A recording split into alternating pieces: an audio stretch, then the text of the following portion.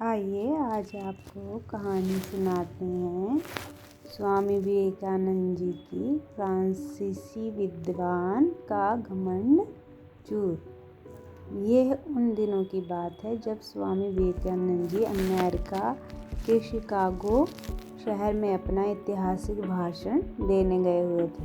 अपने भाषण को सफलतापूर्वक पूरे विश्व के पटल पर रख के अन्य देशों का भ्रमण करने निकले। इसी क्रम में वह फ्रांसीसी के प्रसिद्ध विद्वान के घर अतिथि हुए।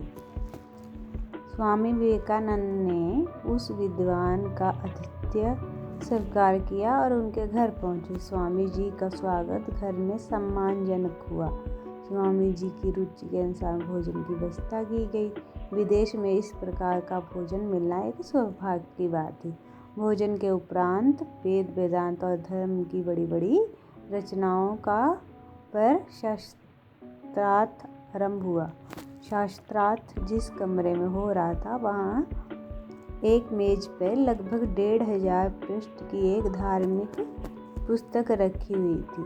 स्वामी जी ने उस पुस्तक को देखते हुए कहा, ये क्या है? मैं इसका अध्ययन करना चाहता हूँ। फ्रांसीसी विद्वान आश्चर्यचकित हो गया। उसने कहा, स्वामी जी, कहा ये दूसरी भाषा की पुस्तक है। आप तो भाषा जानते भी नहीं। आप इतने पृष्ठों का अध्ययन कैसे कर सकोगे? मैं इसका अध्ययन स्वयं 1 महीने से कर रहा हूँ। स्वामी जी ये आप मुझ पे छोड़ दीजिए। 1 घंटे के भीतर मैं आपको अध्ययन करके लौटा दूंगा।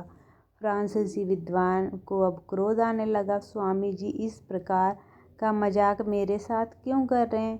किंतु स्वामी जी ने विश्वास दिलाया। इस पर फ्रांसीसी विद्वान ने मनमाने ढंग से वह पुस्तक स्वामी जी को सौंप दी।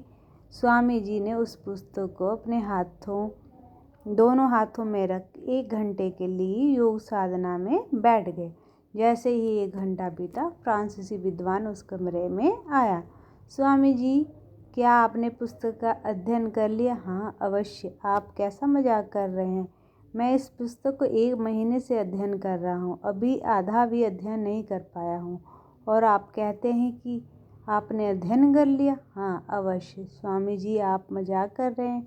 नहीं, तुम किसी भी पृष्ठ को खोलकर मुझसे जानकारी ले सकते हो। उस विद्वान ने ऐसा ही किया। पृष्ठ संख्या 32 बोलने पर स्वामी जी ने उस पृष्ठ पर लिखा प्रत्येक शब्द अक्षरार्थ कह सुनाया। फ्रांसीसी विद्वान के आश्चर्य की कोई सीमा न थी। वह स्वामी जी के चरणों में गिर गया। उस विद्वान ने स्वामी जैसे व्यक्ति आज से पूर्व नहीं देखा था। उसे यकीन नहीं हो रहा था कि ये कोई साधारण व्यक्ति नहीं है।